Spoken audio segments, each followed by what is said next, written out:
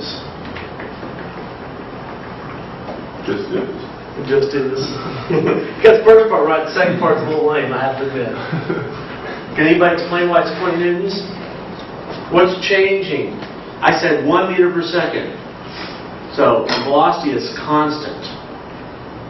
An object in motion will stay in motion unless you've got these unequal forces. So you've got to have an equal force for that 20 newton. If, again, same thing. Let's say this was 25 newtons, right? Let's say the force of friction was 25. Well, then you would have an extra 5 going this way, it would slow down. Or let's say the force of friction was only 10.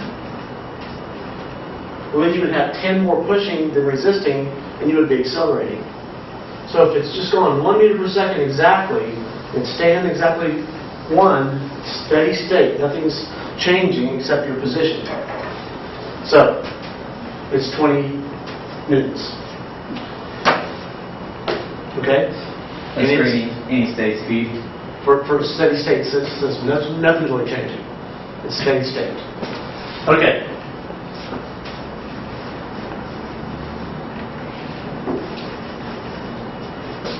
Let me just do a quick review. That same deal. 20 newtons pushing.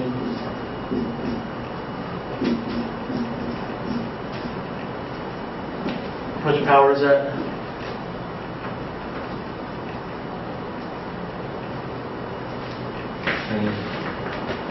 Meters. What's unit for power? Metric unit for power? It's electrical. Watts. It's a watt. How many? 20 watts. 20 watts. I mean, it's 20 watts. You'll have a feeling for wattage. It's like a typical old-fashioned light bulb, 100-watt light bulb. These new modern fluorescent, little compact fluorescents, they're about, some of those are 16 or 17 watts. 20 watts is nothing.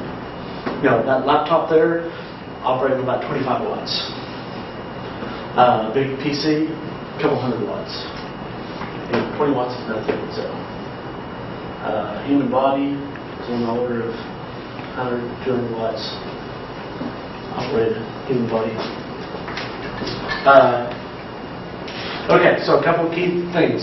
The force of friction is always in the plane of the contact area. This area of the contact. Force of friction is always equal to the force put against it. No less, no more. Say that again? The force of friction is always equal to the force pushed against it. It can't make its own force. Force of friction on that chair right now is 0. Now it's got like a couple of pounds of force of friction. Now it's got like a constant, maybe 2 or 3 pounds. There's one more thing to think about. Y'all all know this. I push on this shirt, it's going to push harder and harder and harder.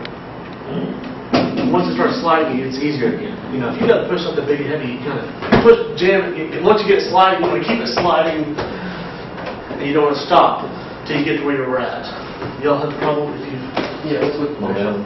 What's that? What's with threshold? There's 2. But first, let me give you the equation for calculating force of friction. So, the force of friction is equal to mu. Mu is the coefficient of friction times N, where N is the normal force. Oftentimes that normal force is going to be the weight, because this normal force, this is the force perpendicular to the frictional surface. So in a lot of problems, that normal force is weight. Not always. But in the simple problems, that's what it is. In this problem here, that normal force is the weight of the box. So back to this issue of